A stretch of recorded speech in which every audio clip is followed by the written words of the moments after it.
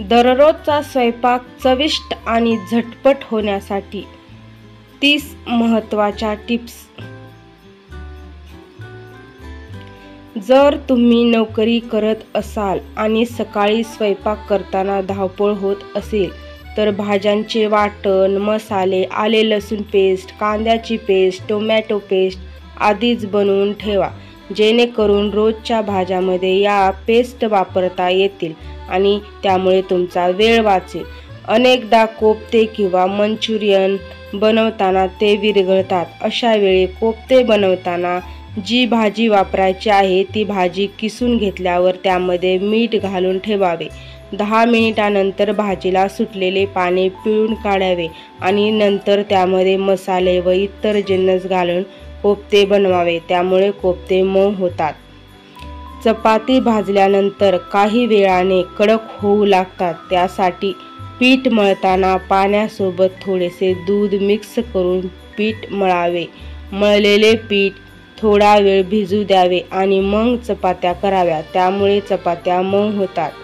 लिंबाचा रस व्यवस्थित निघण्यासाठी लिंबू काही मिनिटे कोमट पाण्यात बुडवून ठेवा। मसाला खराब होऊ नये यासाठी त्यामध्ये हिंगाचे खडे ठेवा। भेंडीच्या भाजीत 1 चमचा दही मिसळले तर ती चिकट होत नाही। कणिक मळताना चिमूटभर साखर घातली तर पुऱ्या चिवट होत नाहीत। कांदा कापताना डोळे चुरचुरत असतील तर 15 मिनिटे आधी कांदा सोलून त्याचे 2 तुकडे करा आणि पाण्यात भिजत ठेवा। कांद्याची साल डोक्यावर अथवा कानाजवळ ठेवल्यास कांदा डोळ्यांना झोंबत नाही।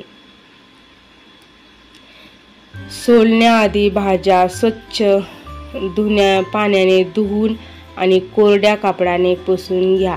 भाज्या आणि फळं खूप बारीक चिरू नका, कारण दिसायला कितीही छान वाटलं तरी यामुळे त्यातील पोषक घटक कमी होतात। बटाटे आणि वांग्याचा रंग बदलू नये यासाठी चिरल्यावर फोडी लगेच पाण्यात टाका।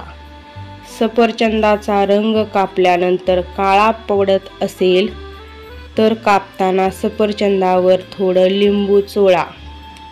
कोथिंबीर जास्त काळ टिकण्यासाठी ती निवडून मऊ कापडात अथवा कागदात गुंडाळून ठेवा। गोड पदार्थासाठी बदाम चिरून टाकायचे असतील तर आधी ते पाण्यात भिजत ठेवा, ज्यामुळे ते सोलणे आणि चिरणे सोपे होईल। लाकडे चॉपिंग बोर्ड वापरल्यास फळ आणि भाज्या चिरताना चाकूची धार कमी होत नाही। सुकामेवा चॉप करताना तो काही तास फ्रीजमध्ये ठेवा। टोमॅटो चिरल्यावर त्याचा देठ आणि आतील बिया बाजूला करा, टोमॅटोचा आंबटपणा कमी होईल। कोणताही पदार्थ तळण्यापूर्वी तेल कढईत चांगले गरम करा। तेल गरम फोडणी खमंग होण्यासाठी फोडणी करताना तेल गरम झाल्यावरच त्यात राई जिरे टाका। पदार्थ कुरकुरीत चविष्ट होण्यासाठी ते रंग बदलेपर्यंत नीट तळणे गरजेचे आहे। भजी करताना बॅटरमध्ये थोडं गरम तेलाचं मोहन आणि बेकिंग सोडा मिसळा, त्यामुळे भजी खुसखुशीत होतात। वाटणासाठी खोबरं भाजताना ते तेलात तळू नका। तळणाचे तेल पुन्हा पुन्हा वापरू नका। तळलेले पदार्थ तेल निथळण्यासाठी न्यूजपेपरमध्ये काढून ठेवू नका, यासाठी टिश्यू पेपर अथवा कोरा पेपर वापरा। पुरी कुरकुरीत होण्यासाठी पीठ मळताना त्यामध्ये थोडं तांदळाचं पीठ मिसळा।